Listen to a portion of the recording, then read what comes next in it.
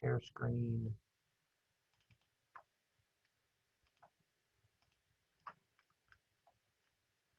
All right.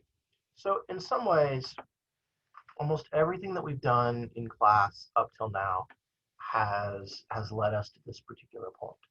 Okay. So for the remainder, kind of for the next week and a couple of days, the thing that we're going to talk about in class is going to be individual chronic diseases or individual morbidities. Okay. And so we're gonna tackle what's probably the most prevalent one first. We're gonna do cardiovascular disease. Then we're gonna do diabetes. We're gonna talk about cancer.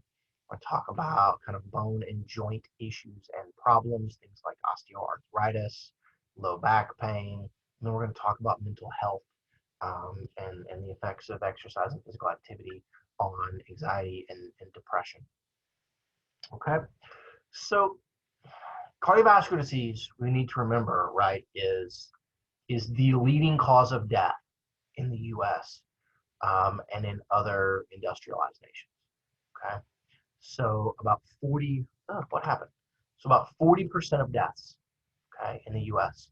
can in some way, shape, or form be attributed to a form of cardiovascular disease. Okay, so as I had mentioned earlier in the class, 4 out of the 10 people that you care about most in your life are going to die of something related to cardiovascular disease. Okay, 4 out of 10. So approximately, we think about 80 million people in the U.S. have some form of diagnosed or undiagnosed cardiovascular disease. You may be asking yourself, Dr. Black, how can I have undiagnosed cardiovascular disease? And some of that is stuff that even if you went to the doctor, like it would be silent, that it would not really show up on things where you've got some kind of a valve issue or you have some kind of potential for an impairment in cardiac conduction that it's practically impossible for us to diagnose. But then there's a bunch of people that have stuff and they just don't ever go to the doctor, right? They don't go to the doctor. Think about the last time any of you guys went to just get a checkup, like you just went to get a physical or something, right? Or they took your blood pressure and they did blood work and measured your blood lipids, or they did a stress test on you or anything like that. Think about the last time that maybe your parents had something like that done, okay? And so for a lot of reasons, we have a lot of undiagnosed cardiovascular disease. So when we look at sort of the deaths that are going to occur due to cardiovascular disease, so kind of within this 40% of all things, more than half of people that die from cardiovascular disease, we can attribute that death to something called coronary heart or coronary artery disease. And so we'll spend a lot of time talking in the next few slides, talking about kind of the individual pathology of coronary artery disease. Like what's wrong with you? Structurally, what has changed? And then how are those structural changes going to impact function? And then how does that lead to kind of the different causes of death? Okay. Strokes are also going to be a big deal. What they say is hypertensive disease. And so what tends to happen is this is high blood pressure. Okay. So high blood pressure is a form of cardiovascular disease, but to be honest, you rarely ever die because of high blood pressure. In some rare instances, you will, okay? You rarely die of this, but the high blood pressure is a thing that contributes very, very much so to coronary artery disease deaths, to stroke, and to something called congestive heart failure. So it's kind of an underlying part of the pathology. It's rarely the thing that actually kills you. But it's a really, really big kind of issue and a really big deal. Okay. We have somewhere upwards of about 1 million heart attacks that occur per year in the U.S. That number has been relatively stable for a while now as our population has been stable. It's probably going to continue, to increase in the next few years as kind of as my parents are kind of middle baby boomers or early baby boomers, but as that generation that's probably between my parents and your parents, most of y'all begin to age kind of up, and as life expectancy increases, then the chances that people are going to live long enough to have heart attack is definitely gonna go up. So these are things that those of you that work they're going to work in the allied health field, or you're going to work in exercise facilities, or something, or you're just going to have people that you care about, you're going to encounter folks that are going to be post-heart attack. So this is kind of the bad news. There's a lot of good news that we'll talk about on kind of on the other end of all of this that we can use exercise and physical activity for, okay? So there are more than this, but the four types of particular forms of cardiovascular disease that we're going to discuss in class are going to be coronary artery disease, which is sometimes called CAD. It's also sometimes called coronary heart disease, that they are in essence one and the same, okay? Something called angina pectoris, or a myocardial infarction, which we think of as a heart attack, okay? People consider this to be a form of cardiovascular disease. I would like to argue in some ways that this is actually a consequence. This is a thing that happens due to these other things that are going on, but that's not always how things get classified. Stroke is a form of cardiovascular disease, and you're going to see that again, a stroke is a thing that happens. And then, you know, it's going to be kind of the result of probably hypertension and high blood pressure and some kind of arterial disease that's going to affect the cerebral arteries and those kinds of things. There are some other ones. There's a thing called peripheral arterial disease. There's a thing called congestive heart failure. And I'll mention those in some ways in passing, but we will not spend a huge amount of time on those, okay? So the one thing that, for the most part, all of these types of cardiovascular morbidities have in common, okay? Almost all of them are going to be the consequence of something called atherosclerosis. So if we have to identify an initiating event, the thing that is going to happen and that has been happening in all of us pretty much since we were born, that is going to raise our risk of these things happening, is this process called atherosclerosis, okay? So I imagine most of you have heard of atherosclerosis before. You guys have at least are somewhat familiar with this. So atherosclerosis is both a process and an outcome, okay? So it is the process whereby here we have the inside of a kind of a normal, what we would call healthy artery. You can see it here. And then in B and in C, these are arteries that have begun in this one to develop what we call atherosclerotic plaques, which are going to be this yellow tissue and stuff that's right here, okay? This is the deposition of, these are kind of fatty streaked plaques that are going to get deposited, and they're going to cover up something called the endothelial layer, which is this inside layer of cells on our arteries, which that in and of itself is bad. The fact that it covers the endothelial cells causes some problems. The other consequence is that you will note is that it is narrowing this artery down. So it becomes, the pressure in here is going to go up. This can be one of the primary things that leads to hypertension. And it also is the thing that makes it more difficult for us to get blood to flow through this artery. Your heart has to work harder to be able to generate enough pressure to overcome the pressure, the increased pressure here, and to then push blood through. Also, by the fact that it's narrower, you just can't get as much through there. And so there's kind of a cluster of problems that are going to all be related in the midst of all of this, okay?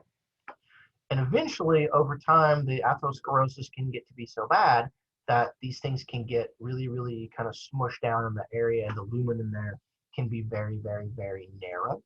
And if this occurs in a relatively large, like feeder artery somewhere, in kind of a large coronary artery, let's say in your heart, then there's a chance then that like a whole sort of section of your left ventricle or your left atria or something is not going to be able to get enough blood flow. And so that's going to be a real problem. Another problem of all of this is that as these things develop, they do two things in regards to blood clots, okay? As the space that the blood can get through becomes smaller, then there becomes a greater and greater chance that you can form a clot in here, or that something that has broken off from somewhere is going to be too big to be able to move through here, and so you can get a blood clot, and it can get stuck, and it can cut off blood flow.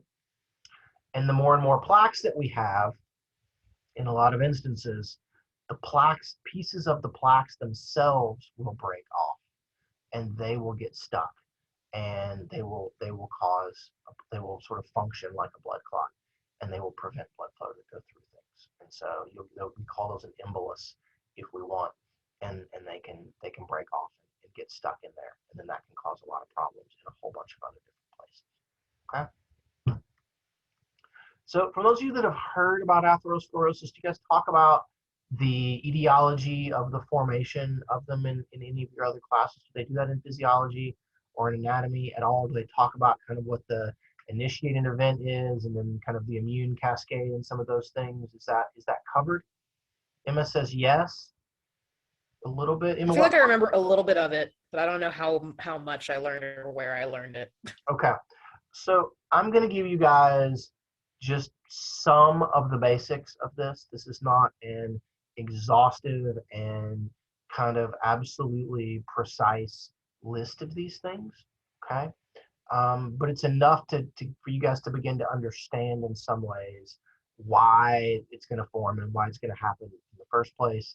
And then it gives us a jumping off point to talk about where in this process might exercising and being more physically active be able to kind of help prevent some of this.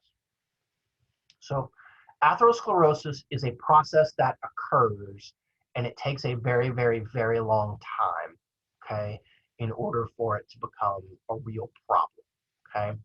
So the process, every one of us, okay, every one of us has arteries that have atherosclerotic plaques in them somewhere in our body, okay? You've probably had them since you were maybe a teenager, depending upon kind of a host of other factors, okay? But it takes a long time for them to build up to a place where there is a chance that they could, cause some problems, okay? So it's very rare that we see, 18-year-old people with severe coronary artery atherosclerosis that's leading to a lot of problems. You typically see it in people in their 50s or 60s or 70s or something like that, okay? So it's gradual. It takes a long time. And so atherosclerosis is a process that occurs, and it basically is going to be initiated by damage or a lesion that's going to occur on this lining of cells that's on the inside of arteries and arterioles. It's this endothelial layer that is going to be here, okay? And so what typically happens is, for some particular reason, okay, for some reason, you're going to get a lesion or a cut or something, a nick, if you will, in the endothelium, okay? And what's going to happen then is, as you get a nick there, then there's going to be an immune response, okay? There's going to be an immune response. We're going to get, what's going to tend to happen is you're going to get lipid, especially LDL cholesterol, that wants to get stuck and infiltrate into that lesion. We're then going to get an accumulation of white blood cells, especially macrophages, that are going to come in, and their goal is to try to fix the problems, to fix the lesion and those kinds of things, okay? But what tends to happen in these, in some instances, is because we get LDL cholesterol stuck into the lesion, the macrophages don't really know what to do with it, and their normal immune response actually makes things worse, okay? And so you get a little bit here in our lesion, you're accumulating some LDL. That's the beginning of this intracellular lipid accumulation. That's going to be what we would call a fatty streak. Then over time, as this is going to happen more and more, as maybe the lesion grows or you get additional nicks in that lining in a similar area, you're going to get more and more LDL infiltration, okay? Then what's going to happen is we're going to get these visible intermediate kind of things that we call the foam cell. That's what these things are down here. We're going to form what's called a foam cell. And a foam cell is going to be a thing where there's macrophages and there's lipids, and they're all kind of mushed in there together, and they're beginning to kind of swell out to some extent, okay? And they're releasing a lot of pro-inflammatory cytokines, which are kind of immune-related hormones or signaling molecules. Eventually, the foam cells can grow enough that we're going to develop something called an atheroma, okay? An atheroma is going to kind of get us to a place where we're accumulating more and more cholesterol, more and more macrophages and platelets, and they're going to begin to kind of protrude out into and begin to activate the smooth muscle that's going to line and kind of exist out here on the outside of those arterial walls. Okay, and as this begins to happen, then okay, we're going to get and develop what we're going to call this extracellular lipid, which is what you typically think of as the fatty streak. Okay, so normally you're going to get here, we've got LDL that's getting integrated inside these endothelial cells. Eventually, though, there's going to be enough of this that happens that we're going to start laying down this LDL kind of cholesterol lipid on the outside of our cells. It's extracellular. And that's going to be the thing that's going to begin really kind of pushing out and causing us problems. And it's going to give it that kind of characteristic yellowy, fatty, streaky look. Okay. So the other thing that happens when we get to this atheroma stage is that it's going to become very fibrous. And by becoming very fibrous, it's going to be tough. It's not going to be very elastic.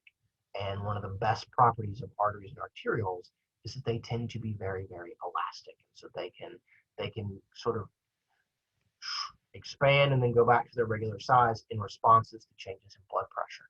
So every time your heart beats and your pressure goes up, your arteries go wow and let the blood come through, and then they go back down to normal. And as we become more and more fibrotic, it begins to lose this ability to stretch and go back to normal. And that's going to cause us some real problems, which we will talk about in the coming slides.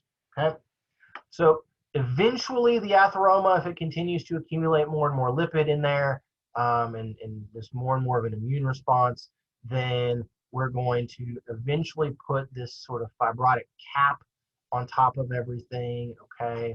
And then that's going to eventually get us to what we would call a complicated lesion where there's going to be this surface defect. You're going to be able to see all of this other stuff, this kind of very, very visible, protruding lipid layer that is extracellular out there. It's very tough. It's very fibrous. And so eventually then these things can rupture. And as that kind of fibrous cap is going to be ruptured, then pieces can break off and they can get stuck here and form blood clots, or they can get past here, but they can move on down someplace else and do blood clots. Okay. So the key events here are damage, something that damages the endothelium, the infiltration then of LDL cholesterol in combination with an immune response.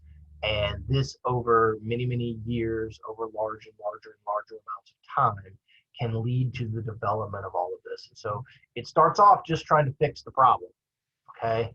But then it leads to eventually accumulating a bigger and bigger kind of issue, okay? All right, questions about that? Okay, seeing no questions then, how does this relate to coronary artery disease? Well, so coronary artery disease really is just the development of a significant amount of atherosclerosis in your coronary arteries. Okay. One of the things that I didn't mention in the previous slide is that initial lesion that is going to be the initiating event that's going to potentially lead to atherosclerosis over time is that we tend to get more lesions in arteries and arterioles, or especially in arteries, that are highly branched and that are relatively high pressure, okay? And so this is a magic recipe for disaster when you look at our coronary arteries, because they're very close to the heart, so they're going to be relatively higher in pressure, okay? And they're also going to be highly branched. And one of the things that happens is when you've got high pressure blood that's moving, when it reaches what we call a branch or a bifurcation, is as this happens and the blood gets to here, it becomes very turbulent and it kind of spins around much like water going around a tree or a rock in a river. And so as it does all of that, it disrupts the flow a little bit, and it's going to lead to a greater chance of there being kind of nicks from things that are in the blood as it becomes very turbulent on those walls. So that's a problem in our coronary arteries because they've got lots of bifurcations and they're very high pressure. Okay. So eventually then, over time, we may develop atherosclerosis in our coronary arteries, and that may eventually get us to a place where we have either significantly reduced amounts of blood flow, so I can get flow past this plaque, but I can't get very much, or I'm going to get a blood clot or something else that's going to be stuck in here, and I'm going to get a complete lack of blood flow, kind of distal to this particular area. Okay. And so what happens then is that the cardiac muscle or the cardiac tissue downstream of all of this becomes what we call ischemic. And ischemia just means a lack of oxygen. So your cardiac muscle is now holding its breath, basically. It's unable to get oxygen. And if that persists for a long enough period of time, then that cardiac muscle tissue could die. Those fibers can die off. And if those fibers die, then they're now not able to either transmit an electrical impulse, so that can mess up cardiac conduction, and they are not able to actually contract. And so now if they're in like your left ventricle, you've got less cardiac muscle to be able to contract and eject blood out. So it's going to become more and more difficult to kind of raise to raise your blood pressure and to raise cardiac output in that particular way. Okay. A consequence of there being ischemia, okay, is that initially cardiac muscle, when this happens, when it has a lack of oxygen, it's going to try to make ATP for its contractions through the process of glycolysis. And so when it undergoes glycolysis, it's going to make a significant amount of something called lactic acid. As we make lactic acid, that's going to biochemically dissociate into hydrogen ions and lactate. And it's those hydrogen ions, as they accumulate, the hydrogen ions are going to make the environment more acidic, and that's going to bind to specialized pain nerve endings that are especially there to sense changes in pH, sense changes in acidity, and that's going to create this sort of burning, aching pain that we associate with heart attacks, which is oftentimes called angina. Okay, it's the result of an accumulation of hydrogen ions from lactic acid. So if you're exercising, let's just say, and your cardiac muscle begins to work harder, and you've got an almost complete but not fully complete blockage here, I can't get enough oxygen down here. I'm getting some, so the tissue isn't going to die, but I'm not getting enough, so I'm going to end up doing a lot of glycolysis. I'm going to make lactic acid. That's going to lead to pain, and that's why now I'm exercising and I'm experiencing angina pain, and then all of a sudden I stop exercising. My heart rate goes down, my stroke volume goes back down, so the work of the heart is going to fall back. Now this tissue down here is getting enough oxygen to be able to do what it needs to do there, so we're going to stop making lactic acid, and so now magically my angina pain is going to go away. Okay, so that's part of the reason why we were asking in the screening questionnaires yesterday, do you experience angina on exertion? Okay. And then we also ask, if you experience angina at rest, then that means that just the resting work of the heart is not getting enough blood. And so that's our even bigger problem. Okay. All right. Questions about that? I'm going to warn everyone, if you're a little bit squeamish, the next slide may freak you out just a little bit. Okay. But here is a heart where we've dissolved the cardiac muscle, and all you can see here are the coronary arteries and the coronary veins. The arteries have been stained with this kind of red plasticky stuff, and then the blue are going to be the veins. Okay, you don't have to know any of the actual coronary arteries by name or anything else. I just show this picture in the hopes that you can appreciate that there's a very, very, very large number of arteries that are going to bring blood to the heart. Okay, and that's good in some ways because it means we can get blockage in a number of them, and it's not going to have really serious adverse effects. But it also can show you that if I get blockage in some of these much larger feed arteries and those kinds of things, right, like somewhere in the circumflex branch or one of those kinds of things in the marginal branches, then if those get blocked, then all of this stuff that's downstream of them is not going to get enough oxygen, and that can be a really, really, really big problem. Okay, so here is a specialized X-ray called a coronary angiogram. And what you can see here is this kind of shadowy, kind of gray structure here. That's part of the heart, that's cardiac muscle. And then what you can see in the darker here, those are obviously going to be coronary arteries, right? And so what they've done with this is they've put dye into your blood. And so when you're getting blood flowing through an artery, then it lets us kind of image that particular artery. And so when we look over here, so this is going to be the left anterior descending coronary artery. This is a normal person. Here's a person that you can see right here. The reason this looks like it's been pinched down is because there's atherosclerosis, and so that's the only amount, that's the size of the lumen that's allowing blood to go through. So we would have normal size looking like this, lots of blood going through. Here, though, what you can note is that it's kind of all pinched off, and we're not getting nearly as much on the downside of this. So this represents about 98% narrowing in that particular artery right now, okay? And so in this one, as you can see, as we look kind of downstream of all of it, we're still doing okay, right? We're at rest, we're still getting a reasonable amount of blood past this particular area. But you can imagine a scenario whereby this gets a little bit worse, or we need more and more blood down here, or something gets lodged in this very, very narrow place, and then we've got real problems kind of on the back end from all of that, okay? Okay, so what are the primary and secondary risk factors for development of coronary artery disease, okay? Look at these primary risk factors: smoking, high blood pressure, high LDL cholesterol, low HDL cholesterol, high triglycerides, obesity, physical inactivity. Secondary ones: being a diabetic, having a family history of cardiovascular disease, being a dude, okay, being older. Do these things look at all familiar to you guys? Taylor, where do we see something that looked very much like this recently? Whatever we talked about yesterday.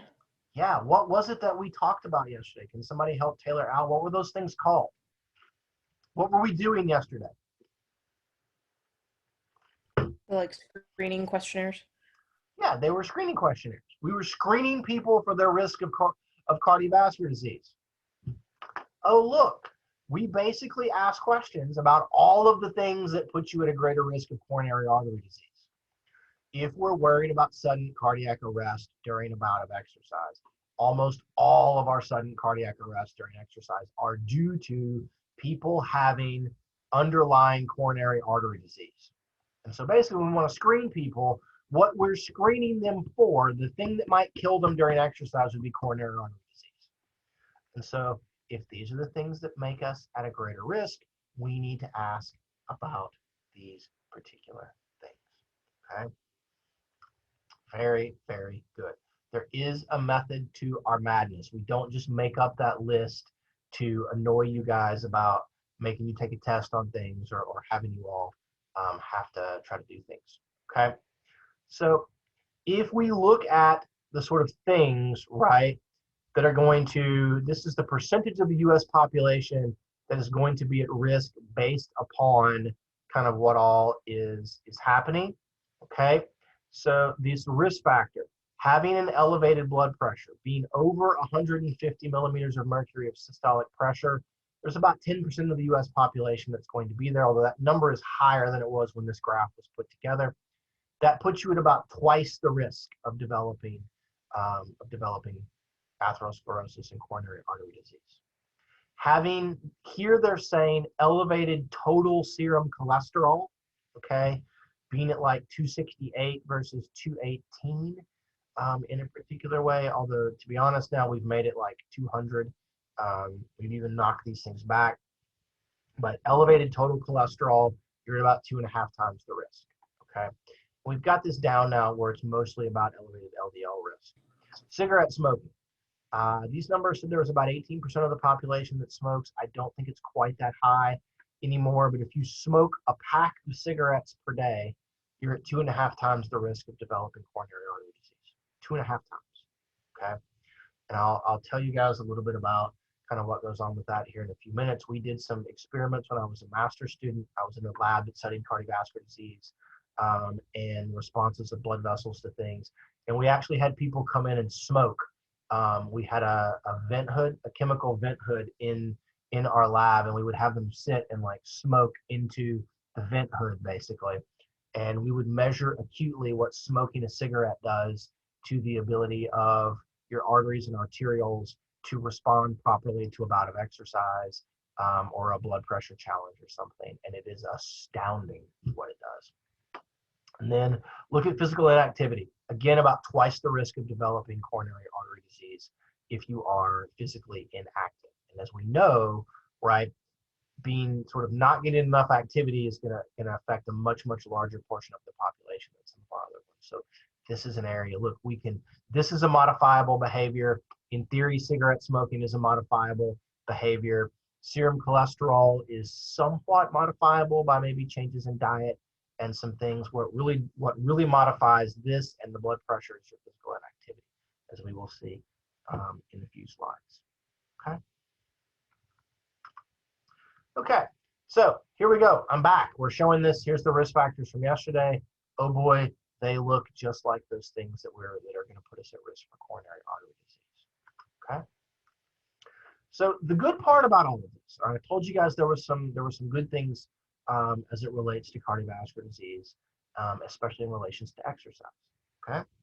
If we look at, of our 7 ACSM risk factors, most of which were on that list of primary and secondary risk factors for coronary artery disease, being sedentary, having elevated fasting blood glucose, having elevated LDL cholesterol levels, being hypertensive and or being obese, these 5 things can all be positively affected in some way, shape, or form by increasing your physical activity or exercising in an effort to improve, especially your cardiorespiratory fitness, okay?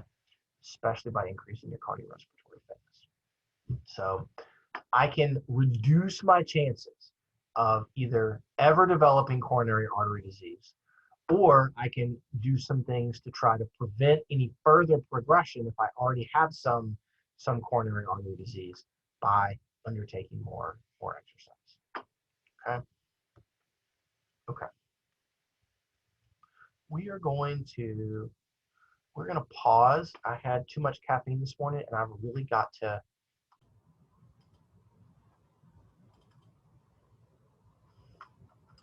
All right, so let me, as we get into trying to understand how it is that exercise can reduce our risk of having these risk factors and therefore reduce our risk of developing or having a progression of coronary artery disease, we're going to start off by the effects of exercise on some of your blood vessels. Okay, so, and I don't know why Dr. Pinku decided that he wanted to put these chimps on here. We've got our sedentary card playing chimp and our hockey playing chimp. I don't really understand why those things are here. I need to take those off now that he's gone back to Israel for a couple of years, and it's not going to be teaching this class. I can modify some of our slides a little bit. But the take home is, if we look at, say, a sedentary person, okay, what I want you to note is that they would tend to have an artery that would look like this, where there's going to be some plaques that may have developed in there, okay? And also they're going to have a certain kind of diameter here across their artery. If you look at a similar, kind of all other things being equal, a similar person of similar age, of similar kind of other status, but that's been an exerciser for a large portion of their life, then their artery may look like this. And you will note that they have, in this one, they have essentially no plaques. That's probably a little bit naive of us to assume that there's no plaques anywhere. But they would have significantly less sort of development of atherosclerosis, and you will note that the diameter of their artery is much bigger, okay? One of the primary ways that exercise prevents the development of coronary artery disease is that it makes your blood vessels bigger, okay? It widens out the lumen of especially sort of large conduit arteries, okay? One of the things that we did in my master's degree was we would do what was called Doppler ultrasound, and we would put an ultrasound probe over a particular artery, and then we could go in and take a picture of it and then measure like the size of its lumen and those things. And when we would do things, and we would do a lot of stuff in the femoral artery, and if you had people that were really highly aerobically trained, they would come in, and they would very often be like distance athletes or something, and they would be these small people, right? They're not particularly large individuals, and yet you would image their femoral artery, and it was like a freaking fire hose, okay? And then you'd have these much, much larger people that would come in that were sedentary, and you'd image their femoral artery, and it was much, much smaller. And so we had actually had an idea for a study to try to image the diameter of femoral arteries, and if you would sort of normalize femoral artery size to like limb circumference or something like that, that we thought we could predict your VO2 max. We never actually did it, but the idea is that people that exercise a bunch, especially aerobic exercise, are going to tend to have much, much larger, much wider arteries than people that don't. And so while the exercise also can prevent the development of the plaques, even if you are getting plaques that are going to develop and you're an exerciser, if your artery is bigger, there's a lot more space in here that would have to get filled up by a plaque. The plaque would have to be much, much bigger to get narrowing and to kind of shrink the lumen of this artery down to the same extent that it is over in this other one in our person that is sedentary. Okay, so does that make sense, you guys? You understand, like, you know, the kind of this idea that it's bigger. And as you'll see in the next slide, we do some things with exercise that are going to potentially prevent the deposition of plaques. But even if you get them, there's still lots more room to be able to get blood through. And so kind of those negative consequences or a blood clot or something is going to be less likely in a person that's exercising. Okay. Also, a thing that happens is when you exercise more, so this process is called atherogenesis, where it gets bigger. It's called atherogenesis. Exercising also stimulates a process called angiogenesis, and angiogenesis is the branching of blood vessels or the development of new blood vessels. And so when you exercise, a person that's a big exerciser that does a lot of aerobic exercise is going to have more kind of smaller branches of coronary arteries than a person that is completely sedentary. So they've got more avenues through which to send blood if one of them was to ever develop atherosclerosis or get blocked off with a clot or something. This is kind of a double whammy of exercising on these two things. Okay. Other than some of those anatomical things that are going to go on, exercise improves the contractility of the heart. It makes the left ventricle become bigger and stronger. And the consequence of all of that, by having more cardiac muscle, is that you've got a larger stroke volume and therefore a larger cardiac output. When the heart is stronger, then it's better able to cope with kind of adjustments that need to be made to overcome changes in blood pressure. It doesn't have to work quite as hard to supply a certain amount of cardiac output to peripheral tissues and those things. And so this is going to be good, and it's going to let the heart not have to work as hard and let it respond to any kind of disruption of blood flow in a better way. Okay. As we said, it improves circulation. It also improves endothelial function. Let me back up on this slide here. And again, you guys will talk about this in a huge amount of detail, I believe, in exercise physiology. But that single layer of cells that is going to be the lining of our arteries and arterioles is really important. That endothelial layer is really, really important. And so one of the ways that the body responds to exercise or some other sorts of conditions, if it wants to shift where blood flow is going, is things are going to be made. A substance called nitric oxide is going to be made by the cells in the endothelium. And so as blood rushes through that blood vessel, you remember that your blood has water, but it also has a bunch of these little cells in it. And those little cells are going to brush across the endothelium. And as that reaches a certain critical amount, the endothelium releases nitric oxide. That nitric oxide diffuses out to the smooth muscle, and it tells the smooth muscle to relax, and it lets the diameter of these vessels get bigger and bigger and bigger. That's going to be good because it keeps blood pressure lower and under control, and it also allows us to send more blood where we want it to go by doing all of that.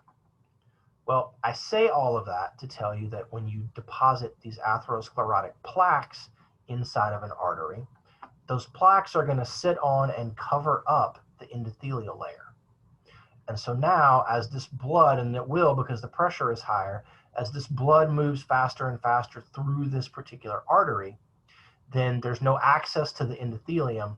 And so this artery cannot properly relax and dilate out to allow more blood to come through to lower the pressure that's going to be in there. It doesn't respond right because the plaques have covered up the endothelium, okay? And so there's some pretty severe consequences to controlling blood pressure and controlling where blood is going based upon this idea of atherosclerosis, okay? So it improves those two things. Another thing that it does, okay, is when we exercise and we are more active, it lowers your blood lipid content. Or what it really does is it may lower your total content, but what it really lowers is your LDL content. It lowers LDL cholesterol and it raises HDL cholesterol. Mostly because when you exercise, you're going to burn more calories. You're going to burn and break down that LDL cholesterol to try to use it for energy. And as it gets broken down, then it's going to get converted into HDL cholesterol. So if there's less LDL cholesterol in your blood, there's less of it to get stuck in a lesion in an artery, and therefore there's less of it to kind of potentially develop somewhere down the line into atherosclerosis, okay? Exercising also lowers resting blood glucose levels. We'll talk a lot about this tomorrow when we do diabetes, okay? And so we don't really know or understand why being diabetic is going to be so bad for cardiovascular disease risk, but we know that it is, okay? And so it is a very, very big risk factor. People that are diabetic are at like twice the risk of cardiovascular disease as a regular person, and so it's a big deal, okay? Exercising can attenuate or lower resting blood pressure, especially if you're hypertensive, okay? If you are a person that has elevated blood pressure, so you're somebody that's got a systolic pressure of say 150, okay, or thereabouts, regularly exercising can lower your systolic blood pressure as much as 10 millimeters of mercury pretty quickly, okay? We don't really understand how, we don't really understand why, we don't know a lot about blood pressure, even at this stage of everything, which I always find to be astounding, but it can lower it. Okay. And then it can relieve stress, and it tends to decrease cigarette smoking by sort of promoting a healthier lifestyle. In general, exercise doesn't necessarily counteract the effects of cigarette smoking, but people that exercise more in general tend to smoke less in that way. And so you guys remember that I told you that we did some experiments with cigarette smoking. You could smoke 2 cigarettes and it essentially cripples the ability of your endothelium to function properly and to properly vasodilate in your blood vessels. So smoking cigarettes functions like having atherosclerosis in some ways. Now that's acute, it goes away within maybe an hour or thereabouts, or you can smoke 2 cigarettes and then drink a glass of orange juice, and the vitamin C in the orange juice, the antioxidants in the orange juice counteracts the effects of the cigarette smoking. But smoking tends to prevent proper endothelial function. And so the thing that smoking does is people that smoke tend to be at a greater risk of being hypertensive, of having high blood pressure, okay? And as you guys will see when we get into strokes and we get into talking about peripheral arterial disease or even myocardial infarction, it's elevations in blood pressure are going to tend to lead to greater chances that we're going to break off a plaque and cause a blood clot, And the heart has to work harder, and so there's some real negative consequences associated with having elevated blood pressure. Okay. Again, exercise improves insulin resistance. We'll talk about this tomorrow, but insulin resistance is one of the ways that we can try to quantify if you're diabetic or not. And so it can have some real kind of effects that's going to be there. Another piece that has for the longest time been somewhat underappreciated is cardiovascular disease, especially atherosclerosis, is related to something called systemic inflammation. Okay, systemic inflammation. Now, inflammation and an inflammatory response are often associated with being sick or having some kind of tissue damage. You need the immune system to send in white blood cells and to produce cytokines and things. You need an inflammatory response in order to repair tissue and to fight off viruses and bacteria and all of this. So in a lot of ways, it can be a good thing, okay?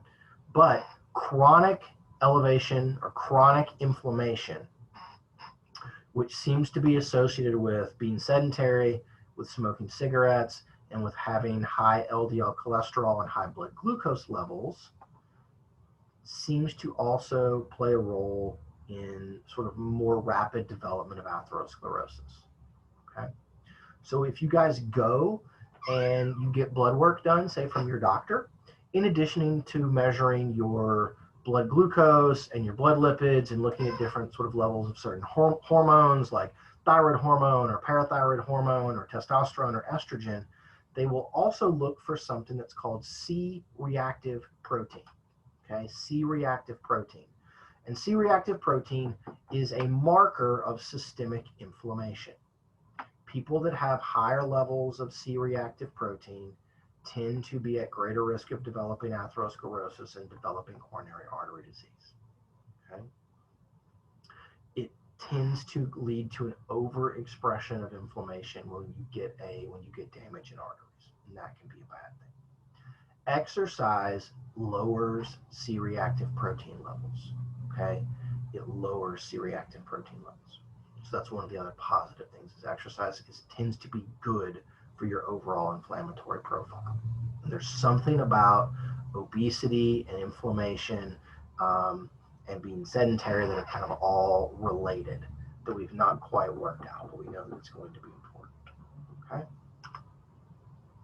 Okay, so let's talk about angina. Ooh, okay, Emma, question. Yeah, so I had two questions. The first is one that you might have mentioned and I just missed it. Is atherosclerosis if you are living a sedentary lifestyle and then you switch over to becoming more fit and stuff, is atherosclerosis at all reversible, or are you kind of stuck with wherever you got to? So the plaques that have already developed, okay, it is pretty difficult to get rid of those existing plaques. Okay, there is maybe a little bit of thought and a little bit of evidence, but it's probably on the very, very front end of development, because if we get to when they're really truly a plaque, that kind of increasing blood flow and blood pressure during exercise kind of works like a pressure washer and kind of scrubs some of that crap off the inside of your blood vessels. But once you get a pretty significant plaque, if that was to happen, you're going to end up with a big blood clot. That tends to be right when new stuff is trying to form in kind of its very earliest stages. It may kind of work like a pressure washer to get some of that junk out of there. So, but what happens is, as you begin to exercise, you may prevent further formation of atherosclerosis. And as you do all of that and the blood vessel responds by getting bigger, then any plaque that you've already deposited now occupies less space inside that vessel. And so I can't get rid of it, but I'm not going to form more. And I've also made it in some ways less effective at blocking blood flow by making the artery bigger, if that makes sense. Right. And I guess even for the plaques that have been more established, the power wash effect might still work to maybe scrape off a little bit at a time over a long period, I guess. But yes. Yeah. That's okay. I have seen that is written in various textbooks. I have not actually ever seen a scientific paper where they have attempted to measure the extent to which that happens or not. there's lots of things where they'll take people like that have a certain amount and they have them exercise. It's kind of, even though it's longitudinal, they have them exercise and then they'll measure to see whether or not their blockage gets better or worse or stays the same. And those kinds of things, the evidence is that it certainly, it doesn't get worse. It may in some instances stay about the same, or if you're going to get some atherogenesis, then it may get better. The percentage, at least, the denominator gets bigger as we're calculating the percent that's kind of blocked off. And when the denominator gets bigger, then that percentage is going to go down. So that's good. Okay, cool. And then I had one other question kind of having to do with like the inflammatory business. Is there any inclination that is because since so many like white blood cells have to like kind of move in and out of the like blood vessel lining, is it because like plaque is in the way that like they kind of get stuck and so then that leads to inflammation? Is there any indication that that's a thing, or am I making that up? I'm not aware that's a thing that they get stuck. It tends to be more of a kind of an over expression. They get really kind of hyped up and really overzealous about trying to attack these things. Okay. And in the process of doing that, when they can't get it out of there, they kind of throw their hands up and then just sort of put those kind of fibrotic kind of caps on things to try to block them all off because they can't do things. As my wife would say, I get tired of the laundry's piling up, and rather than doing the laundry, I just kind of throw my hands up and go buy new clothes or something with all of that. So I'm not familiar. That's an interesting idea, but I'm not familiar with anything that says that's actually what's happening. Okay. So the next thing to talk about is angina. And I know we've talked about this, kind of what it is and how it manifests at various points over the last few classes, okay? But this is the primary symptom. So this kind of typical, what people think of is left shoulder, left arm, kind of left neck pain is the primary symptom of cardiac ischemia, so lack of blood flow that tends to result from having kind of advanced coronary artery disease, okay? So what normally happens when you get this is there's this transient ischemia, okay, during a bout of exercise, during a time when you're kind of getting stressed or something, and the work of the heart is going to go up, then it needs more oxygen, and all of a sudden, because of this advanced coronary artery disease, I cannot get enough oxygen to that tissue. It then becomes anaerobic, it makes lactic acid, and then that causes this pain, okay? It can be sudden, very, very severe, kind of burning, crushing feelings of chest pain. You may experience it in your neck, in your jaws, in your back, in your arms. And so it has been my impression, obviously never having had it, that it's a very distinct and a very unique type of, type of pain that is very different than, like I'm sore, or even my muscles are burning because I've been exercising. Like when you guys do that, like you go do some sprints and you feel like, oh, I got to stop, my muscles are burning in that particular way. That's also due to the hydrogen ion accumulation. But this seems to be more severe and more kind of like impending sense of doom, kind of crushing thing. Okay. So one of the other things that we see with angina and with this cardiac ischemia is going to be an accompanying change in the normal cardiac rhythm. Okay. So here's a normal EKG from rest, right? We've got P wave, QRS, and then T wave afterwards. Here's a person that we're taking kind of a random EKG from them during, say, a stress test when they are experiencing angina, okay? And what I want you to notice that the front end of this looks basically the same. We've got a P wave, so we're getting SA node depolarization. We've got a QRS, so we're getting that signal across into the ventricle in some ways. But then look at this, see how this segment that we're calling the S to T segment, so here to here, note how it is what we would call depressed. It is going to not return back up towards baseline nearly as fast. It's going to stay down and then kind of slowly begin to kind of maybe even get to head back, maybe even get the initiation of the P wave from kind of down here below baseline. This is called S to T segment depression. And this is one of the classic ways to diagnose a person as having advanced coronary artery disease in a particular area of the heart, okay? And it's going to tell us then this particular area is where we're getting a lack of blood flow, okay? So that's going to be one of the things that we can use from a diagnostic standpoint to tell if a person is either currently having or at significant risk of having a myocardial infarct, okay? Okay, so what do we do with people that have angina? Is it safe for us to exercise them? If we know that exercise is good for kind of preventing the progression of coronary artery disease, right? What about somebody that's already gotten to a place where they've got this, and now we want to try to take them and use this as a potential treatment, okay? So if we look at people that have what we would call stable angina, stable angina is angina that comes on when you begin to exercise or you make the heart work harder, and then once you stop, it goes away, okay? It is in that way predictable, okay? So in people with stable angina, that means they're getting some blood flow through there, they're probably doing okay.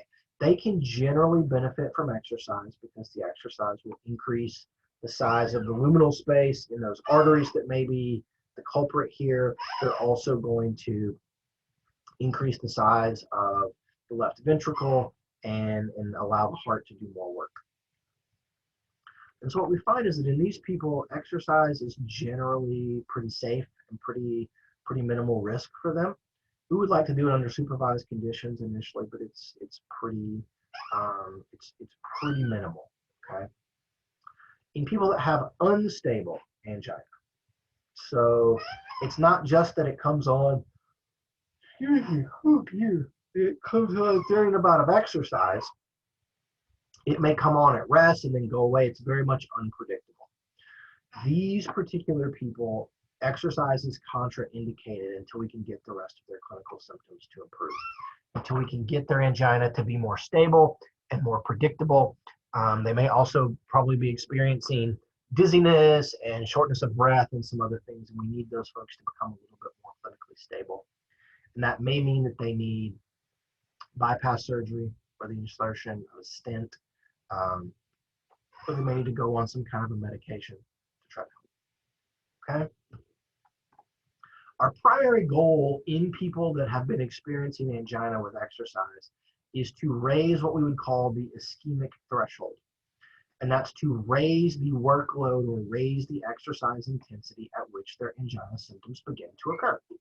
So before we have you do exercise training, once you cross from walking to jogging, if that's when your angina begins, we want to try to train you so that you can begin to jog without angina pain, but you've got to jog briskly before it's actually going to come on or something like that, okay? And the hope then is that you can perform leisure time activities, work-related and daily living physical activity without experiencing your symptoms of angina, okay? So if you need to program exercise in these people, if you were to go find a program for people that have angina, what would it tell us to do, okay? So before we start, we've got to define for them, what is your angina? What does your pain look like? What do your symptoms look like, okay? We want people to be able to tell us on their own that they are having it. Where is it? What does it feel like, okay? And then we need to be able to tell them as well that if you begin to experience this, here's what your immediate treatment is going to be. Stop exercising or take a beta blocker medication, or I don't know if they give people like nitroglycerin pills, but if you go to the hospital because you're experiencing angina pain, the first thing they're going to do before they give you an EKG is they're going to give you something called nitroglycerin. You put it under your tongue, and what it does is it basically vasodilates every artery in your body. And so it's trying to widen everything out as much as it can to allow for adequate blood flow. That experience in and of itself can be a little bit freaky. And so you can do some interesting things with that. Okay. Once we've kind of identified those things, you can begin with an exercise intensity, duration, and frequency that would allow you to exercise without demonstrating signs or symptoms. Okay, that's going to be our goal. Is if jogging brings it on, excuse me, don't jog, go walk. Okay, and increase your walking intensity little by little by little until we can hopefully then try to jog and not develop angina. Julia. How long does the pain need to persist for it to be considered angina, or is there no like minimum for that? That is a wonderful question that I don't have an answer to. Okay. I don't know. If we take another break, I'll try to Google that and see.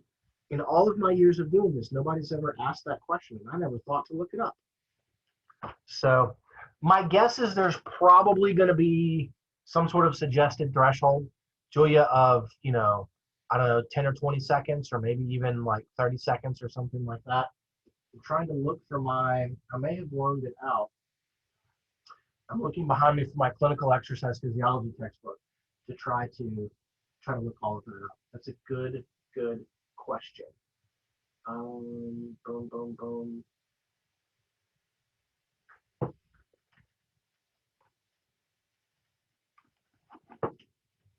I might have an answer in this particular book, but I don't know that for sure.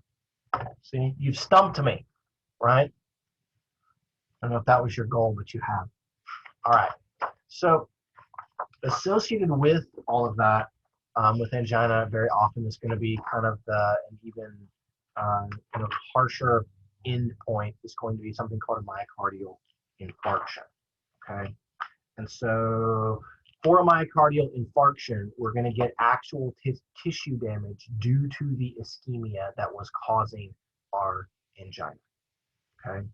And so that's what the infarct occurs, or is going to be the death of ventricular muscle fibers. Okay. You need prolonged ischemia for this to happen. Again, you're going to ask me, Dr. Black, what's the time course? Like, what is prolonged ischemia? Think hours. Okay, hours. It's not a thing where like, oh, it's been ischemic for 5 minutes, it's going to die. It takes a while.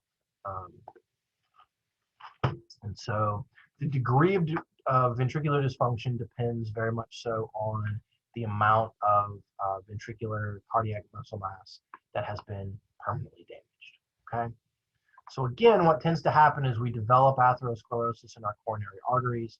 We get some sort of significant blockage. That's going to cause angina, but then if it stays ischemic long enough, even if the angina is going to go away, then you may not get enough oxygen down here, and some of that tissue is going to die. Okay.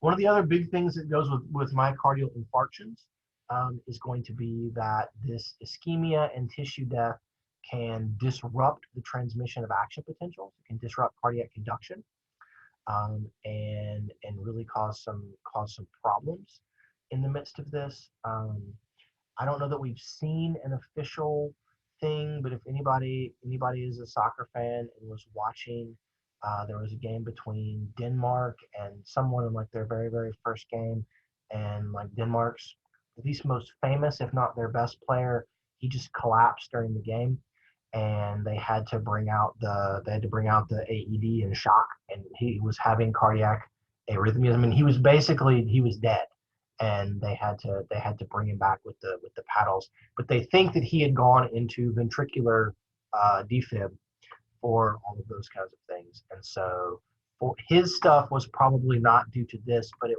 the same kind of thing can happen. He'd lost the ability to properly conduct action potentials, and they had to shock the heart to get everything to get back into rhythm.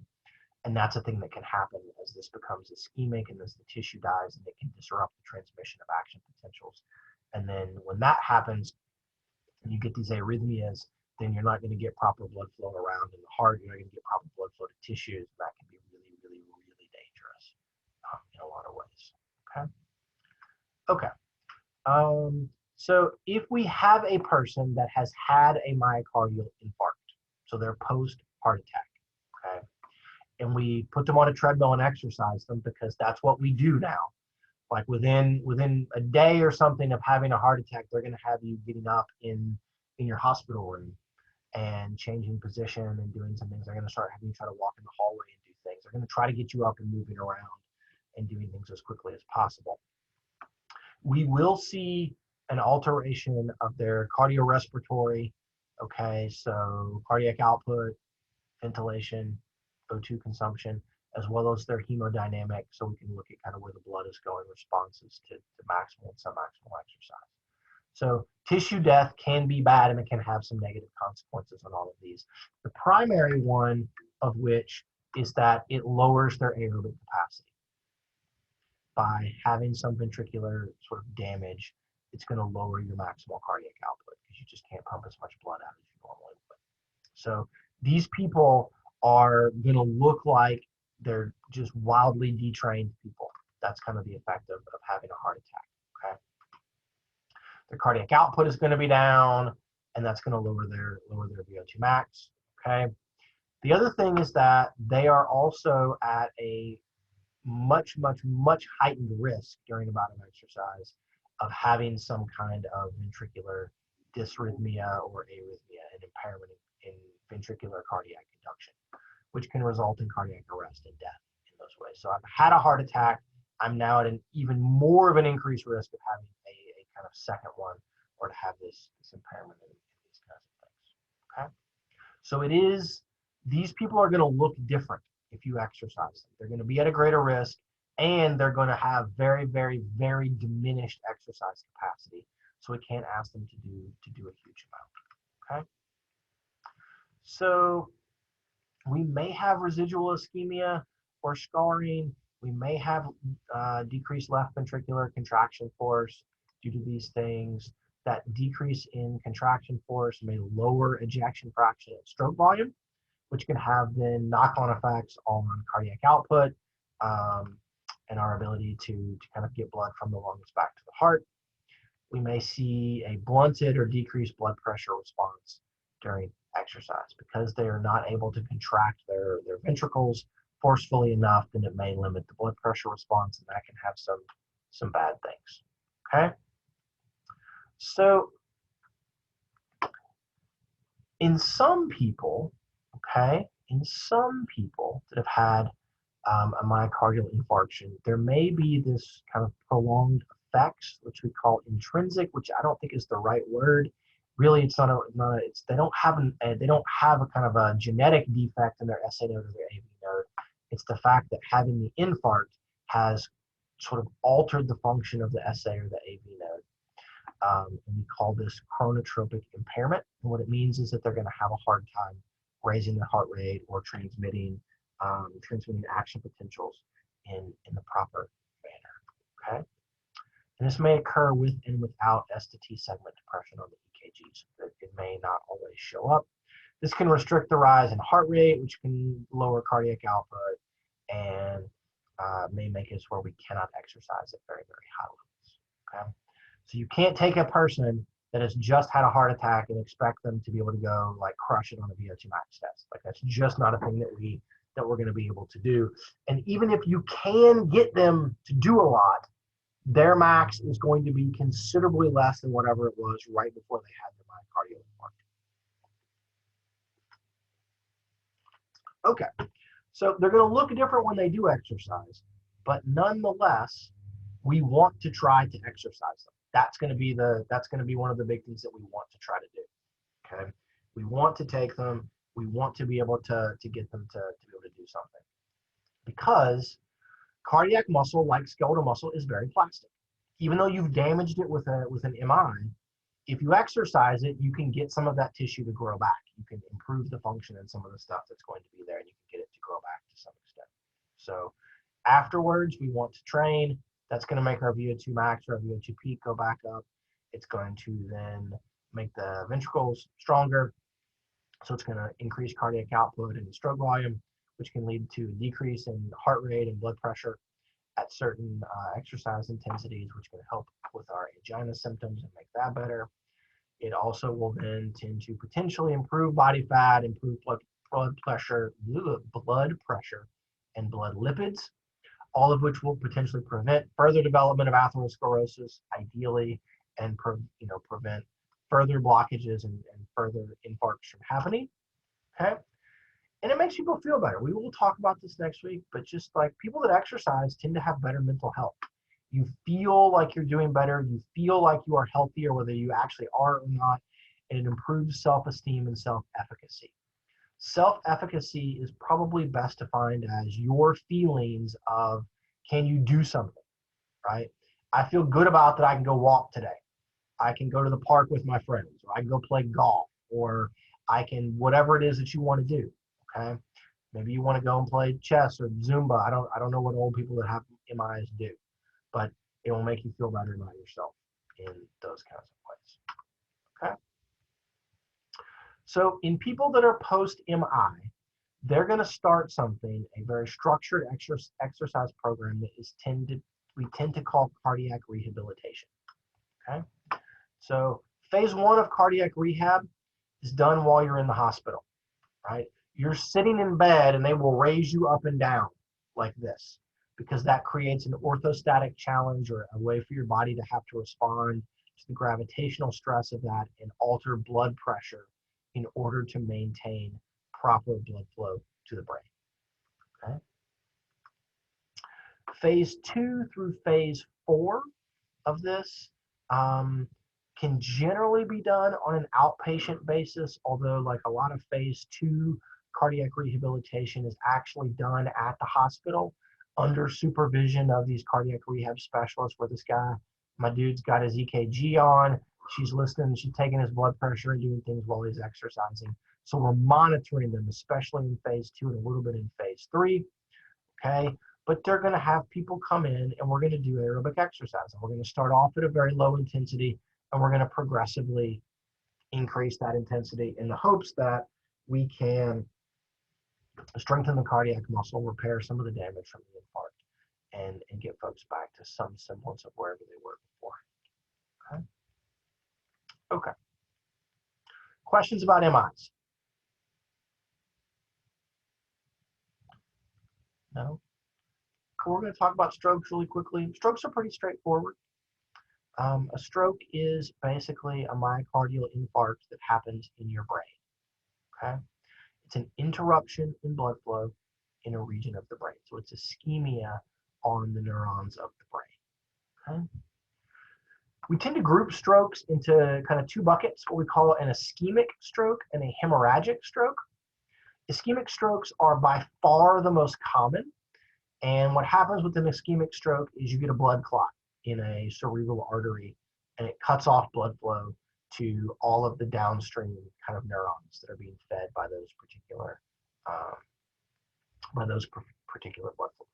blood vessels. Sorry. This is often the result of atherosclerosis. Both you get atherosclerosis in your cerebral arteries, but then also you're going to get plaques that break off, and you're going to get blood clots and things that are going to get stuck in there because of that. Okay. We also then have what we would call a hemorrhagic stroke. And with a hemorrhagic stroke, you're going to have a rupture, okay, a tear in a blood vessel, and blood's going to leak out from that blood vessel, and it's going to flow into the surrounding tissue. And because your brain is contained in your cranium, there's only a certain amount of space in there. And as we put more and more fluid in, it raises the pressure inside there, and it can raise the pressure enough that the pressure inside the skull is so high that it exceeds systolic blood pressure. And when that happens, then blood flow cannot get past and flow past those areas where we've got some swelling and blood that's in there. Okay, the result is the same though. I'm not getting blood flow to a particular area of the brain, either because of a clot or because of we've had a rupture and we've got an increase in pressure due to an increase in blood volume seeping into the cranium. Okay. Hemorrhagic strokes tend to take place at things called aneurysms. This is an aneurysm. An aneurysm it's a weak spot in a blood vessel. That's all that it is. Okay. You may, if you watch enough Grey's Anatomy or other kind of TV shows, people sometimes will refer to people having strokes as having had an aneurysm. Oh yeah, they had an aneurysm, but what they mean is they had a stroke that occurred at an aneurysm, right? So those things are kind of used interchangeably in a lot of instances. But you know, this kind of balloons out like this, it becomes very thin, it will pop, and then blood's going to flow out from there. We're going to get swelling, and that's going to cause a stroke. Okay. Okay. Stroke's the fourth leading cause of death. The prevalence of increase in strokes goes up dramatically over 60. It takes a long time for this kind of thing to happen. Almost 90% of strokes are ischemic. You've got about 1 every 4 minutes that kills somebody in the US. We'll talk about the, if you drive on Interstate 40, oh my gosh, I'm sorry guys. We drive on Interstate 40 at all, or you drive on 44, you will see signs that talk about what to do about if you've had a stroke. They talk about things called fast, act fast, right? If you're having a stroke, you may get face drooping, slurred speech, arm weakness. So you have a stroke and it's on one side of the brain, you may experience symptoms on the contralateral side. And the symptoms you experience are going to be dependent upon what area of the brain is lacking blood flow. If it's an area that controls speech, you're going to have a hard time talking. If it's an area that controls muscle tone, then you're going to get face drooping. If it's an area that is going to affect how we are able to sort of from the motor cortex send action potentials out to muscles to contract, then you may get arm weakness. Okay, so there's lots of evidence that if we can call 911 and we can get this stuff taken care of quickly, okay, then we can have better chances not only of survival but better chances of kind of less permanent neurological damage due to these things. That's the problem in the brain. It's the problem with all nervous tissue. Is we can repair axons, we can repair junctions and things, but once neurons die, there's really not a lot that we can do. And so if you're getting neuron death because of a stroke, then those neurons are probably never ever going to come back. So it can be difficult to recover and get all the way back to where you were initially. So in people that have had a stroke, let's talk about the exercise response. Most stroke patients tend to be pretty old. You're going to get neuron death. You're going to get a functional decrease in central nervous system activity. And then the extent to which you're going to see symptoms or impairments is going to be dependent upon not only the area, but also the location and the size of the injured area. Okay. Oh man, I am really on the struggle bus today. Okay, so any of you that want to do occupational therapy, you're going to end up seeing lots of people that are post-stroke. Okay, and they're going to report with, I survived my stroke, but I have decreased motor function, I have decreased sensation in my extremities, I'm having a hard time walking, I'm going to have a decrease in strength, my vision may have some problems, I'm having speaking issues, and just kind of a general like memory or cognitive decline. Okay, and so most of these things can be worked on and gotten back to some extent, but they may not ever be able to get all the way back to normal. Okay, so what if we take people that have had a stroke and we exercise them? Would that be useful for us? Okay, well, the answer is yes. So we see about a 60% improvement in VO2 max in people if we exercise them after they've had a stroke. So they do tend to be very trainable. Okay, exercising them is really good for their walking speed. It can maybe double to maybe go up 2.5 times on their walking speed, which is great. It decreases their blood pressure, which is maybe the primary risk factor for developing a stroke. It improves glucose control and blood lipids and body comp and all of those other kinds of things. Okay, so in general, it's good for us.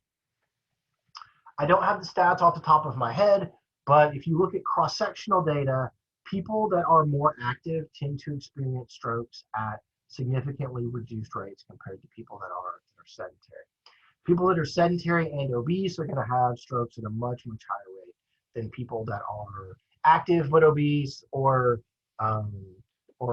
active and kind of normal or overweight. Okay, so there's some really positive effects to exercise on all of this. Okay, we will quickly take another break, and then I'm going to do some jumping jacks and try to get awake. And then we'll do kind of the last 15 minutes or so and finish this up. And then we can talk about lab and we can talk about test on Friday. Okay. All right, we're recording again. So we're going to talk about hypertension, and then that will be kind of our thing to try to finish off here. Okay. All right. So people sometimes refer to hypertension as the silent killer, which sounds like a name for like a Netflix horror movie or something. But the reason we call it the silent killer is that very often there are almost no symptoms, right, that people are going to experience. You may have elevated blood pressure, and if you never go to the doctor to get it checked out, you won't even know, okay? So sometimes, though, being hypertensive can cause problems that you would not really associate. It's not like your heart, like you have angina or something, but you may have severe headaches, there may be vision problems, difficulty breathing, fatigue. You may get angina, but that one's not that common. Pounding in your chest, neck, and ears. There may be blood in the urine. You may experience irregular heartbeat. So there's a host of potential symptoms that we can kind of mess with on all of this. Okay. So I feel like we've already talked about this once, but we're gonna go back over it again. Okay. But we have here a kind of cartoon depiction of systolic and diastolic blood pressure as a graph with an x-axis that's diastolic pressure and a y-axis that's systolic pressure. And so what you can do by looking at all of this is, let's say that I have a systolic pressure of 90 and a diastolic pressure of, say, 60, that basically everything that would fall within this kind of light, kind of teal, aqua blue color here is going to be potentially classified as having low blood pressure, okay? And then in this area, as it increases, going from like 90 to 120 and then 60 to 80, from a diastolic standpoint, this is considered in this green box or kind of green L, that's normal blood pressure, so on and so forth. And we move our way up, right? And so we've got this idea that if you're between 120 and 140 or 80 and 90, you're what we call pre-hypertensive. That just means that you have a somewhat elevated blood pressure and you are not considered hypertensive yet, but you are at a very, very high risk of eventually becoming hypertensive, okay? And then sort of 140 to 160 or 90 to 100 is called stage 1 hypertension. And then if you get above and beyond that, you're in what we call stage 2 hypertension. And the real difference between stage 1 and stage 2 hypertension is going to mostly center around the treatment options that they put you on, okay?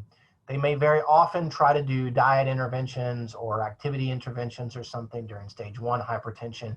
If you're stage 2 hypertensive, they're going to give you medication to try to lower your blood pressure in those kinds of. And they may give it to you when you're in stage 1 if you try some things and you have a hard time adhering to it or not. But that's very often kind of what's going to happen in the midst of this. Okay. Hypertension is a disease, okay, or a characteristic of old people, right? If you look at kind of the overall population, and I need to look up this, it's a little bit higher than this now. It's probably in kind of the mid 30s, but the overall mean from this one paper that I had found from 2008 was that about 30% of the adult population, okay, was hypertensive. But if you look at the percentage of people that are sort of 18 to 30, 30 to 40, so on and so forth, then we get out here, that what you really see is this progressive increase as we get into our 50s and older. So that like 2/3 of people in their 70s, okay, my parents are in their 70s. My guess is that if you have grandparents, they're probably in their 70s or getting close to there. So about 2/3 of people in their 70s are hypertensive. Almost no one that's y'all's age is hypertensive, okay? This is a disease that develops with age. Why does it develop with age? We kind of throw our hands up and say, I don't know, okay? I don't know. Hard to know. It's hard to know. A lot of things that go into there. Some of it we can't explain. Some of it we have some general ideas, okay? So a lot of hypertension is what we call essential hypertension. And essential hypertension means that we don't know what its cause is. It's of unknown cause, right? But there are definitely some characteristics or some risk factors that we can be certain are going to be associated with people that are going to have higher blood pressures. And so we think these things are going to play some role, even if we don't fully understand everything that goes into that, because regulating blood pressure is a very complex issue. Okay. As I just showed you guys on the previous slide, obviously age is going to be a big factor. Okay. Secondary to age is obesity. People that are overweight and obese are at a much increased risk, a larger increase of risk of becoming hypertensive. Okay. Additionally, your physical activity level. People that are sedentary tend to have higher blood pressures, especially as they age, than people that are more active. We know that there are some things that physical activity does that can directly lower your blood pressure. Okay. It's going to alter aldosterone and antidiuretic hormones. It's going to alter, as we will see down here, it's going to alter urine production and excretion at the kidneys. I don't know how much you guys talk about this, but it blew my mind, partially because I've never had anatomy, that when I was taking a graduate course in physiology, we didn't have a medical school. So if you were a PhD student, you had to go take physiology in the vet school at UGA. And so it was called Vet Phys 1 and 2. So we were in there with all the vet students. But we talked about the extent to which blood pressure is very much associated with kidney function. And blood pressure can be very tightly controlled by your kidneys as you alter urine production. So you're either going to retain water or excrete water. That's going to alter your blood volume, and that has a big effect on your blood pressure. But we know that physical activity alters kidney function, and you excrete more, so it can lower blood pressure that way. We know that physical activity can lead to increases in blood vessel diameter, which can lower blood pressure in that way as well, and also kind of prevent atherosclerosis. So this one we understand. Atherosclerosis, we understand. This is progressive, and it takes time to develop. As we narrow down arteries, the pressure inside of them is going to go up. That can raise your blood pressure. And then for some people, not everybody, but for some people, salt intake can also play a big role. If you eat more salt, then it leads to the kidneys wanting to retain more water, and it leads to an expansion in blood volume, which is going to raise blood pressure. Okay. My father-in-law, he is hypertensive, mildly, like barely into stage 1, but he, like me, likes to eat chips and things that are salty. And he finally told his cardiologist, like, stop it. I want to eat what I want to eat. Give me the drugs. You're killing me by having me try to eat these low salt, sort of low sodium things. So salt intake can also matter in the midst of these things. Okay. So some collection of all of these factors is probably working together to cause people to be hypertensive. Okay. So what's the big deal?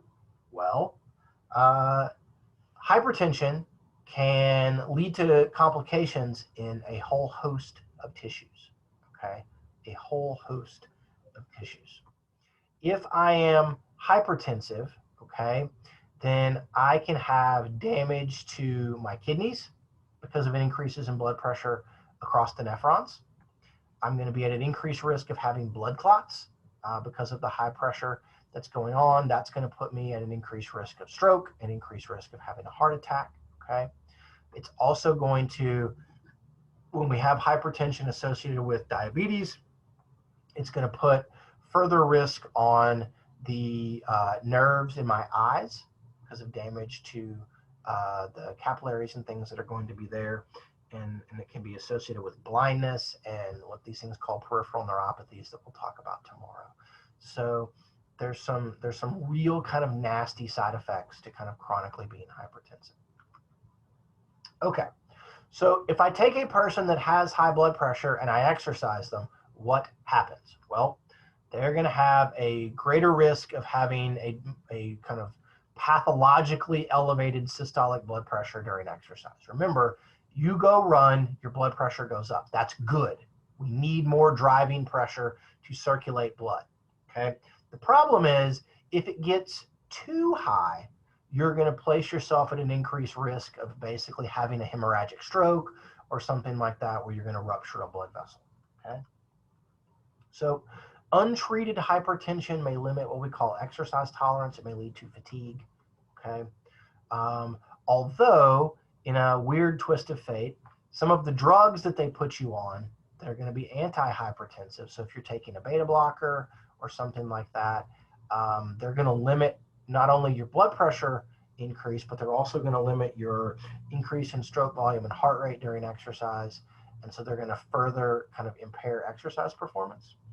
So if you're going to train someone that is hypertensive, we need to know what kind of drugs they're taking, because it's going to affect the heart rate or our target heart rate for exercise prescription. You want to avoid isometric exercise and Valsalva because they're going to be, again, at an increased risk of things from all of that. And as I had already mentioned to you guys, if you take a hypertensive person and we do exercise training, we can lower their blood pressure on both ends, both systolic and diastolic, by potentially like roughly 10 millimeters of mercury or so from there, okay? And that's one of the first things that we recommend in people. If you're in stage 1 hypertension, is to try to alter your diet, limit your salt intake to some extent, and then try to be more physically active and see if we can lower it down enough that you can not have to go on medication. People that are quite fit but are still hypertensive show markedly lower mortality rates than people that are sedentary. So even if we can't get your blood pressure all the way back down to normal, there are some, kind of like with obesity, there's some very dramatic impacts that being more fit and being more active can have at kind of counteracting some of those really negative effects of all of that. Interestingly, resistance training has not really been shown to consistently lower blood pressure. So if you've got a hypertensive person and we want to try to lower their blood pressure, they probably need to go walk or bike or do something like that. They're going to lift weights, while potentially having some benefits for them, is not going to necessarily have a specific benefit on their blood pressure.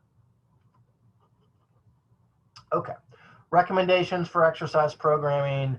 If your blood pressure gets over 110 or 180 over 110, we want to only consider that after getting on some drug therapy to get a little bit lower, right? When you're exercising, we don't want to have before you exercise, you don't want resting systolic pressure over 200 or resting diastolic pressure over 215, right? Lower intensities are going to be better to try to keep our blood pressure down during exercise. Circuit weight training is the recommended form of resistance exercise, kind of lighter weights, moving things around quickly, not doing big heavy squats.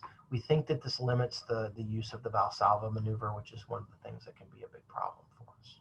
Okay, here's some rough guidelines for prescribing intensity, frequency, and duration for people that have cardiovascular disease. You will note as you look at that, and that should say just heart rate reserve, not heart rate max reserve. I don't know why the max is in there. You will look at all of this and it looks pretty similar to what we would recommend for a person that was sedentary who is beginning.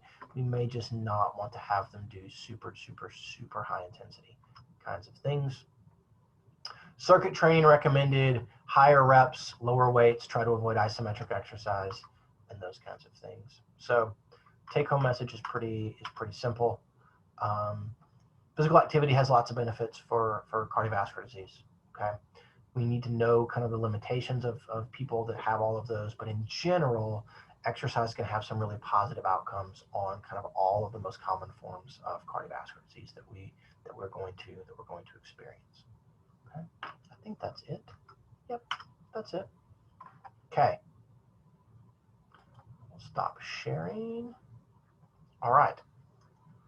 What is due tonight? Lab. Lab, okay? Are there questions about the lab? I had one quick question. So basically, like, the only thing that we have to have in there is like the graphs and then the answers to the questions. Correct. Okay. Correct. The lab report can look a little bit different. It can just be that. So Okay, so what if I didn't notice that and I did like the one from the previous one? Is that okay? Because I already submitted it. Like I did like an introduction method. oh, that's fine, Jenna. If you did more, that's okay. That's not a problem. I just, we don't need to. I don't need, because I mean, really, yeah, that's okay. Okay, because when y'all were talking about it, I didn't know if you meant like in the future or like this class, like right now. So No, I meant for this one. So thank you. okay, sorry, you did more work than you had to. It's fine. It's my fault for not No, understanding. I should have been even more clear on the thing of what needs to go in there. So, other questions? Graphs, problems with the graphs, anything that I can be helpful with here while y'all got me? Okay. So, let's plan on that we're going to have our test on Friday. Okay? We're going to have the test on Friday. So, it also looks like my wife and I, we've had, due to dog boarding issues, we've had a change in plan. So we're going to Arkansas again. Although I think that by Monday I should be in a place where I have reasonable enough, I've got reasonable enough reception to be able to do lecture. So what I'm going to do, we were going to go tomorrow after class, but it looks like now we're going to have, because they couldn't board the dogs tomorrow, we're going to have to go Friday morning. So what I'm going to do is, I think rather than try to lecture to you guys while I'm in the car, which that could be fun, fun for everybody. Y'all could hear Ellis listening to Frozen or Moana or something. What I think I'm going to do is I'm either going to record a new version of a lecture for Friday, but I will probably just find the topic for Friday, the stuff on cancer and from one of the previous semesters, and just post the video for all of that. Okay. And then associated with that, I will post what I want you guys to do as a little kind of what would be the in-class version of the assignment, okay? So do you guys want on Friday, do you want me to set it up so that you can get the test starting when class time would normally start? And then you get, so it would post at 10:30 and you would get access for 4 hours until 2:30? Would you rather that I do it like we did last time and I do 1 o'clock until 5 o'clock? Are there strong feelings one way or the other about that? And obviously, if you've got work or other classes and we need to make arrangements again, please reach out to me and let me know, and we can certainly do that.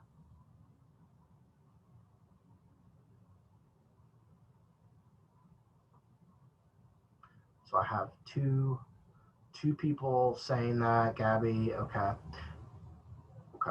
10:30. Okay.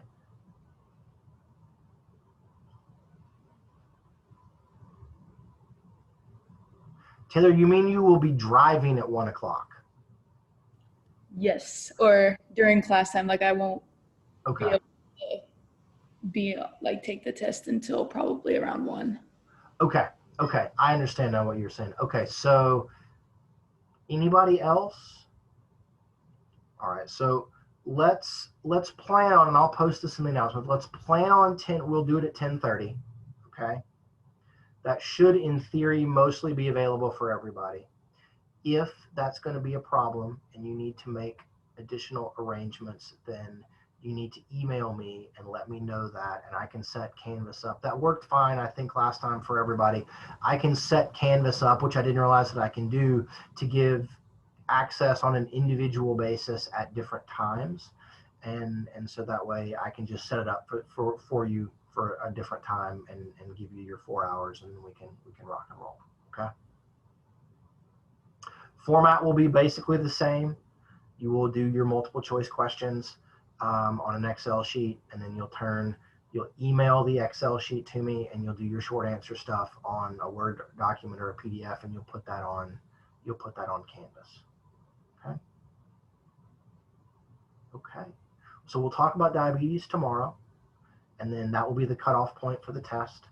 And then we'll start, and I'll post a thing for some cancer stuff for Friday, and then we can, and then we'll keep going for all of that.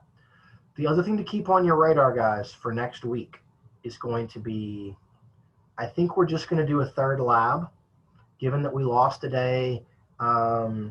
due to some technological difficulties and things, I think I'm going to take the gait assessment lecture out entirely. And so therefore we're not going to do, we sometimes will do a lab related to gait where I would like have you guys do a video of yourself walking, and you have to then film a couple of other people around you and like talk about your stride lengths and some of that. I think I'm just going to take what would be the fourth lab out. Okay. Anybody feel like super strongly that that's a terrible thing to do? So what we're going to do then is we'll have 3 labs. We'll have the body comp lab. And what I will ask you guys to do tomorrow is to email me tomorrow, like your age, height, weight, and from all of that, I will pair you up with somebody from a previous class, and I will get skin fold values that they measured in class, and I'll just give you some skin fold values, and you guys you'll do the lab using those particular skin fold values. And so that will be due next week. Okay. But we'll talk about that at the start of class tomorrow, and I'll have you guys get that to me. The other thing is we have a final project that we have to do that will be due next Friday. Will be due on the day that we have our final. Okay. I have made the command decision that it will not, in fact, be a group project. Okay. If when you see it, you feel super duper crazy strong that you want to like work with one other person on it, then that's going to be okay. But like everybody has to turn in their own individual thing. And so what I'm going to do with the project, I've decided is I'm going to give you guys some fake lab data. So I'm going to give you information about a person that's going to be like what their 1 rep max is, what their MVC is, their push-up and sit-up test results. I'm going to give you like their 6-minute walk results and things. I'm going to give you their skin folds and some stuff like that. I'm going to give you basically mock data that will correspond to kind of what you guys had seen in lab. And then I will ask you all to do some analyzing of that person and their current fitness levels based upon that, like stratify them, you know, based upon like how strong they are, what their VO2 max is. Once you've calculated it hopefully correctly, I will then have you all write out a training program, both resistance and aerobic training program for them based upon kind of what their numbers and things look like. Okay, so it's going to be a thing that's going to have you guys kind of call back to stuff you did in lab, call back to the aerobic exercise critiques, call back to the stuff we covered on how to do fit in PROS in a proper manner. We're going to see if you guys can do it. You've been looking at other people's stuff. Now let's see if you can come up with your own. Okay, so that's what the final project is going to be. And I've decided that we're not going to do it as a group, in groups. Even though that creates more grading for me, as I told Emma when she got here early today, that grading is my least favorite thing in the entire world to have to do. I think that's going to give you guys the best experience out of all of this, because group work always devolves online into somebody does all the work and somebody doesn't do very much of the work. And when I was a student, and even now as a person that interacts with people in groups, that really pisses me off. So we're going to do it that way. Okay. All right, well that should, and I think I've got everything done and graded that you guys have turned in. We should be up to date. If something looks weird, let me know. But that's kind of what our grades for the rest of the class. You're gonna have 2 more tests, you'll have 1 more lab, and we'll have the final project as well as some of our kind of in-class assignments, okay? But that should get us up to speed. Okay, with that,